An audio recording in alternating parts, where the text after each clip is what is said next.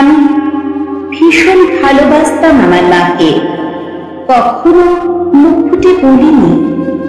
টিফিনের পয়সা বাঁচিয়ে কখনো কখনো কিনে আনতাম কমলা লেবু। শুয়ে শুয়ে মার চোখ জলে ভরে উঠত। আমার ভালোবাসার কথা মাকে কখনো আমি মুখ ফুটে বলতে পারিনি। হে দেশ, হে আমার জননী, কেমন করে তোমাকে আমি বলি? যে মাটিতে ভর দিয়ে আমি উঠে দাঁড়িয়েছি, আমার দু হাতের 10 আঙুলে তার স্মৃতি। আমি যা কিছু স্পর্শ করি সেখানে হে জননী তুমি।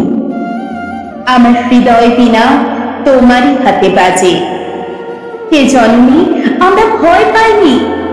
যারা তোমার মাটিতে নিষ্ঠুর থাবা বাড়িয়েছে, আমরা তাদের ঘাট করে সীমান্ত পার করে দেব।